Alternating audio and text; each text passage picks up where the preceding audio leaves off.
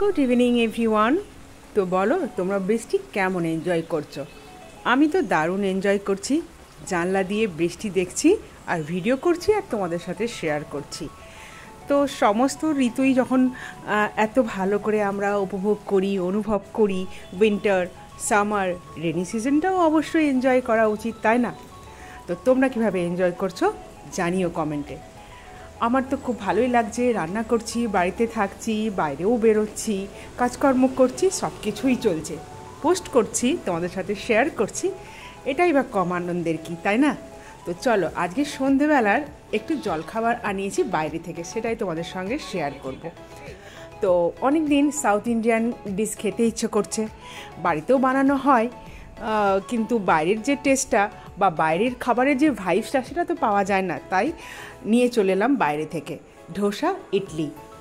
আর এই যেখান থেকে ধোসা ইডলিটা আনা হয়েছে চন্দননগর স্ট্যান্ডের সামনের দোকান থেকে, ওখানে এই ধোসা ইডলিটার সঙ্গে অনেক রকমের চাটনি দেয়। তো মোস্টলি তোমরা বলতে পারো আমি চাটনি খাওয়ার লোভেই কিন্তু এই ধোসা ইডলিটা আনাই। আর এদের যে কোয়ান্টিটি থাকে ধোসার সঙ্গে, যে চাটনিগুলো দেয়, সাম্বার দেয়, নারকোলের চাটনিটা দেয়, সেটারও পরিমাণ কিন্তু অনেকটাই বেশি, যেটা আমি ফ্রিজে স্টোর করে রেখে আরও দুদিন ধরে খেতে পারি। তো এটাই কিন্তু আমার এই ধোসা ইডলি আনার আরেকটা মেন কারণ। তো দেখো, ধোসা ইডলি আমি সমস্ত কিছু প্যাকেট থেকে বার করে নিয়েছি।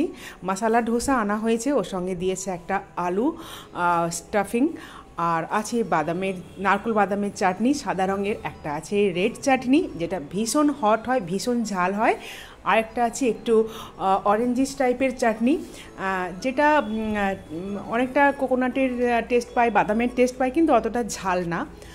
আর আছে সাম্বার। সাম্বারটা একটু বেশি টক ছিল। সাম্বারটা আমার এমনিতেও খুব একটা ভালো লাগে না খেতে। তোমরা কে কে সাম্বার খেতে ভালোবাসো অবশ্যই জানিও। সাম্বারেরও পরিমাণ অনেকটাই। আমার মনে হয় নেক্সট দিন ভাতের জন্য আর ডাল করতে লাগবে না, এটা রেখে দিলে ডালের কাজটাও হয়ে যাবে। তোমরাও কি আমার মতো এরকম করো সেটাও কমেন্টে জানিও।